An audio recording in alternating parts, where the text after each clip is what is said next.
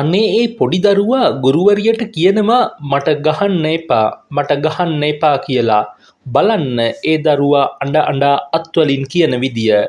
ඒත් අවසානයේ ඒ දරුවා ගුරුවරිය ඉස්සරහම මැරී වැටෙනවා.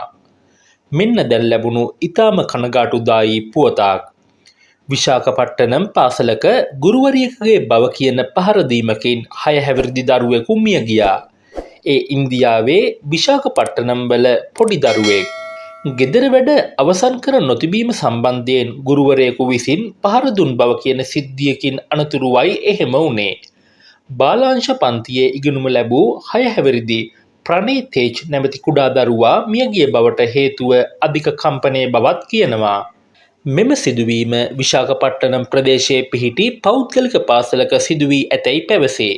පවුලේ සමාජිකයන් සහ සිද්ධිය දුටු බව කියන පුද්ගලයින්ගේ ප්‍රකාශ අනුව ගුරුවරයා විසින් පහර දුන් බව කියන අවස්ථාවේදී දරුවා පන්ති කාමරය තුලම ඇද වැටී ඇත. පාසල් කාර්ය මණ්ඩලය විසින් දරුවා වහාම කිං ජෝර්ජ් රෝහල වෙත රැගෙන ගොස් ඇති අතර රෝහලට රැගෙන යමින් සිටියදී දරුවා මියගිය බවට වාර්තා වෙනවා. පාසලේ CCTV දර්ශනද මේ වන විට මතුවී ඇති අතර දරුවාගේ ඥාතීන් චෝදනා කරන්නේ එම දර්ශනවල ගුරුවරයා පන්ති කාමරයේ සිටි සිසුන් කිහිප දෙනෙකුට ශාරීරිකව පහර දෙන ආකාරයද දැකිය හැකි බවයි.